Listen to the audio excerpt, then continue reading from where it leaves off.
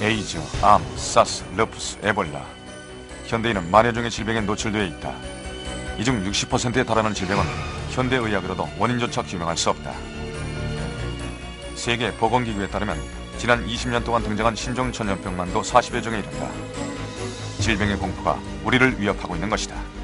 면역성이 저하되는 거 아닙니까? 자기 자신의 면역체계가 떨어져 있으니까 그 면역력이 떨어져.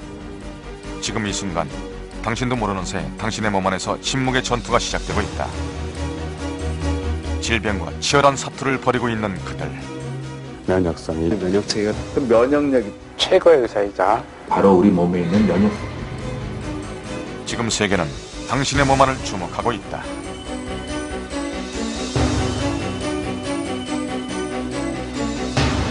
암은 재발할 경우 그 완치율은 현저히 떨어진다.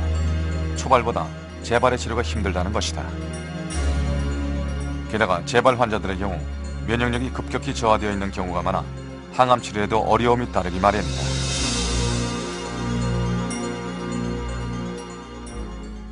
자기 면역력이 정상이면 그 암세포를 다 죽일 수가 있어요. 그런데 우리가 면역력이 떨어지면 암세포가 한 10만 개 정도만 있어도 암이 발생하거든요. 즉 우리 몸의 면역력에 따라서 암이 생길 수도 있고 안 생길 수도 있고. 혈관을 따라 흐르는 림프관. 림프관을 들여다보면 원형질의 작은 핵들이 부여하고 있다. 이것이 바로 림프구, 즉 면역세포다. 정상인의 면역세포는 분열을 하며 활발히 움직이고 있다. 반면 암세포가 점령한 림프관은 면역세포의 움직임이 현저히 둔해졌음을 알 수 있다. 그렇다면 암을 제외한 다른 질병의 경우는 어떨까? 각기 다른 질병을 가진 세 사람, 이들의 면역 지수를 다양한 검사를 통해 알아보기로 했다.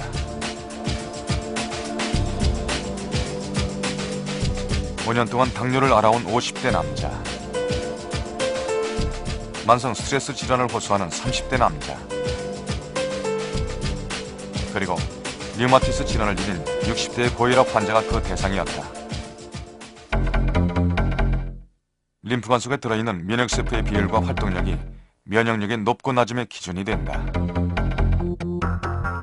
면역지수는 림프구 속에 들어있는 면역세포의 비율을 알아보는 검사다. 5년 동안 당뇨를 알아온 50대 남자의 경우 면역지수 15%, 정상인에 비해 절반의 수치를 보였다. 만성 스트레스 질환을 호소하는 30대 남자는 18%, 정상인에 못 미치는 수치다. 류마티스 관절염과 고혈압이라는 두 가지 병증을 지닌 환자는 면역 수치가 5%에 불과했다. 인간의 몸은 선천적으로 이물질로부터 자신을 보호할 수 있는 방어 시스템을 갖추고 있다. 채모와 피부, 그리고 살균 성분이 들어있는 점액이 생체 방어의 제1선을 지키고 있다. 이 같은 물리적 방벽을 뚫고 들어온 이물질들은 2차 수비대와 만나게 된다. 마이크퍼지, T세포, B세포 등으로 이루어진 면역세포 부대다. 림프관을 통해 세균이 침투하면 다양한 기능을 면역세포들이 대항하기 시작한다. 면역세포들은 그 종류에 따라 역할이 분담되어 있다. 그리고 각기 다른 방식으로 이물질을 공격하기 시작한다.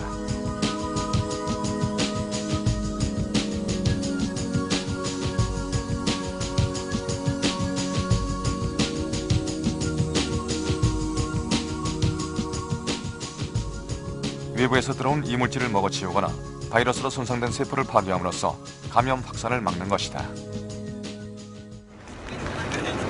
면역은 건강한 삶을 영위하는 데 필수 요건이다. 세계 제1의 장수국가 일본. 일본에서 면역은 더 이상 생소한 것이 아니다. 도심에 위치한 평범한 쇼핑센터. 이곳에 들어서면 눈길을 끄는 코너가 있다. 얼핏 보면 다를 게 없어 보이지만 이곳에 진열된 제품들에는 모두 동일한 이름들이 붙어 있다. 바로 면역이다. 今の時期でしたら花粉症ですね。あともう少し前でしたら風邪の時期。自分の力でお薬に頼らずに自分の力で風邪をかかりにくく、またかかっても早く治すようにするっていう風に考えてらっしゃって、それで自己免疫を高めるためのお薬が結構健康食品なんかがよく出ていますね。でもある程度温度で心がなんか落ち着くって言いますか。 손과 발을 따뜻하게 해줌으로써 혈액순환을 활발하게 하고 이를 통해 체내의 온도를 올려주는 건 역시 온열요법의 하나다. 온천의 원리를 이용한 것이다. いや温泉に入った効果というので免疫の反応がですね強くなるということはよく知られてるんですけれども、温泉の場合にその1回に入浴した効果と、それから例えば、3週間ぐらい滞在をして、徐々に体が慣れていった状態、それで、一旦免疫機能が上がるとか下がるとかあっても大体その正常化するというのが割と温泉の免疫に対する効果と。 체내에 침투한 이물질은 다양한 면역세포와 전투를 치러야 한다. 면역세포 중 가장 선봉에 서는 게 마크로파지와 NK세포다. 이 두 세포가 세균이나 먼지를 발견하게 되면 그 즉시 처리해낸다. 하지만 방어력이 약하거나 바이러스의 힘이 강할 경우 보다 강력한 정예부대가 등장하게 된다. 이것이 바로 T세포와 B세포다.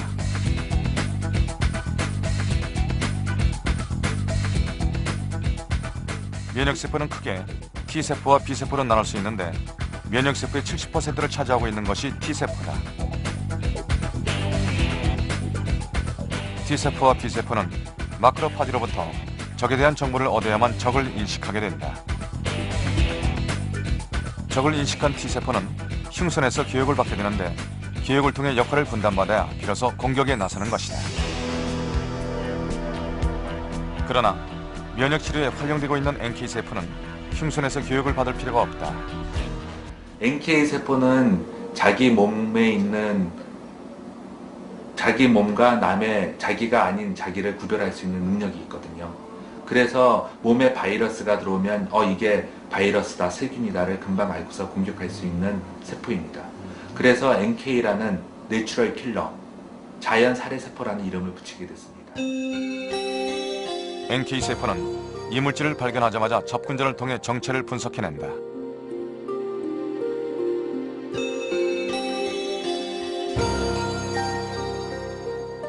적이라고 판단되면 유해세포의 구멍을 뚫고 세포막을 파괴하기 시작한다.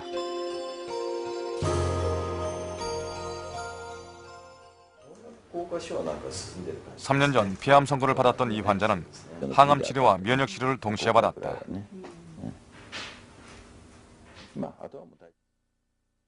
이제 그의 몸 어디에서도 암세포를 발견할 수 없다. ここに来る前はですから今お話ししたように左の肺がんでとにかく手術ができないということで小田先生のところに来たんですね。ですから手術ができないんであれば治す方法の一つとして小田先生のところでナチュラルキラー細胞を投与していただく。血液検査をして、ね、NK 細胞の活性度とかその分量をチェックして、またがんというのはリスクがありますね。家族のリスクとかね、遺伝的な要素とか、だからそれの元にして検査して逆にチェックして必要な部分は僕たちは免疫治療を行うとね。そうすると患者さんの種類というのは肺がものすごく広いですね。もう本当子供からね年配の方、80歳以上の方はね全てがね免疫に対するそういう対象にはなるとね相談の。 면역 시스템 전체에 활력을 불어넣는 것이다. 일종의 지원군인 셈이다. がんをやっつけることができるんじゃないかなということでチャレンジしたわけですね。 정자와 난자가 수정된 지 6주가 되면서 림프구가 형성되기 시작한다. 그때부터 인간은 면역 체계를 갖게 되는 것이다. 림프구의 수는 인간이 성장하면서 점차 증가하기 시작하는데 15살이 되면 성인의 양과 똑같은 림프구를 보유하게 된다. 그리고 점차 쇠퇴의 길을 걷기 시작한다. 나이가 들게 되면 면역이 많이 떨어지게 되는데요. 그걸 보게 되면 결국은 이제 그 몸에 있는 면역 세포 자체가 나이가 들수록 적어지는 것과 그 다음에 이제 면역 세포 자체가 점점 세지고 활성화시키는 기능이 떨어진다고 보시면 됩니다. 면역 세포를 활성화시킨다는 것은 림프구 자체를 활성화시키는 건데요. 림프구 안에 면역 세포가 있으니까요. 그거 자체가 좌우되는 게 또한 우리 몸에 있는 자율신경하고 관계가 있고요. 그 다음에 식사하는 거하고 관계가 있고요. 환경하고 관계가 있습니다. 그러나 무의식 중에 우리 몸 안의 면역 체계가 서서히 파괴되고 있다. 스트레스와 환경 오염에 무방비로 노출된 현대인. 우리의 면역 체계에 적신호가 들어오고 있다. 서울의 한 종합병원.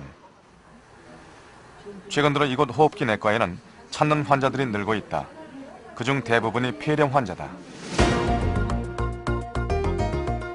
통계에 따르면 국내 입원 환자의 4.5%가 폐렴에 의한 것이고 그것은 입원 환자들 중 2위를 차지한다.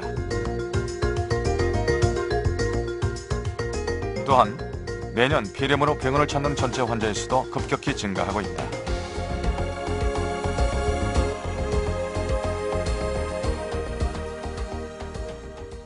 정상적인 것은 이렇게 까만 이런 모습이 이런 게 정상인데요. 여기 지금 보시는 것처럼 이렇게 허옇게 돼 있는 것은 이건 이제 폐렴이 있는 자리죠. 그 면역 체계가 약화됐을 때 폐렴이 생기는 게 폐렴이 생기는 가장 큰 이유 중에 하나거든요. 그러니까 그 폐렴이 걸리는 환자들의 거의 대부분은 면역 체계가 우선은 일시적이거나 아니면 오랜 기간 동안 장기적으로 약화되어 있거나 둘 중에 하나에는 속하는 환자라고 보시면 거의 맞겠죠. 그러니까 아주 건강했던 그냥 젊은 남자 환자가 폐렴에 걸렸다. 그럼 그 사람이 폐렴에 걸렸을 때 정상이었느냐? 그건 아니거든요. 정상이었다 그러면은 밖에서 무슨 균이 누구한테 들어오거나 그랬어도 병 안 걸리고 그냥 넘어갔을 텐데 폐렴이 걸렸다는 거는 일시적으로라도 아주 과로를 했다든지 그건 될 거이고 또 다른 게 밥 못 먹고 그냥 지쳐가지고 들을 때 그건 병원에다 살다시피 했어요 지금. 건강하실 때는 폐렴이나 그런 거 생기면 뭐 아예 그런 거 생기는 적도 없었는데 이 결국은 폐종양이 생기고 난 다음 이제 그 면역 능력이 떨어져 있으시니까 치료하는데 시간이 조금 더 오래 걸리시고 그러시는 거죠. 하루에도 수십 차례 우리는 폐렴 구근과 접하게 된다. 그만큼 흔한 세균이다. 그러나 면역력이 약해지는 순간 폐렴 구균을 방어할 능력을 잃어버리는 것이다.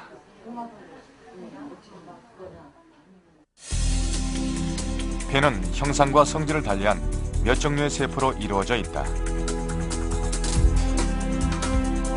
그러나 폐렴에 감염될 경우 폐렴 구근에 의해 세포들이 파괴되고 만다.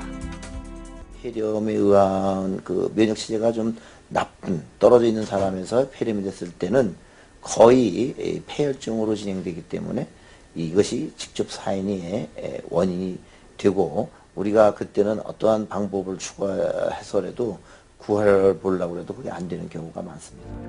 그러나 면역력이 저하된 이들에겐 죽음을 가져다주는 병이 되고 만다. 연세 드신 분들한테서 폐렴이 많이 생길 수 있는 조건이 되는 거죠. 또 이런 것들을 갖다 우리가 대책을 세우려면은 결국 환경의 오염을 줄이고 공해도 줄이고 해야 되는데 이미 연세 드신 분들은 그렇게 함으로 인해서도 불구하고 면역력이 떨어져서 잘 걸리실 수가 있습니다. 그래서 거기에 맞춰서 이 예방주사를 맞으셔야 합니다. 그럼 물론 예방주사가 모든 만병을 예방할 수 있는 건 아니지만 상당수 폐렴을 예방할 수 있는 걸로 돼 있고요.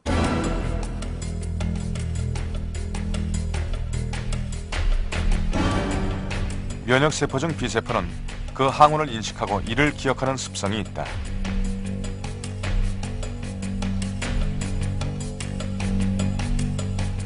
그 기억을 바탕으로 동일한 세균이 침입해 올 때마다 공격의 일선에 선다. 바로 항체를 생성해내는 능력을 가진 것이다.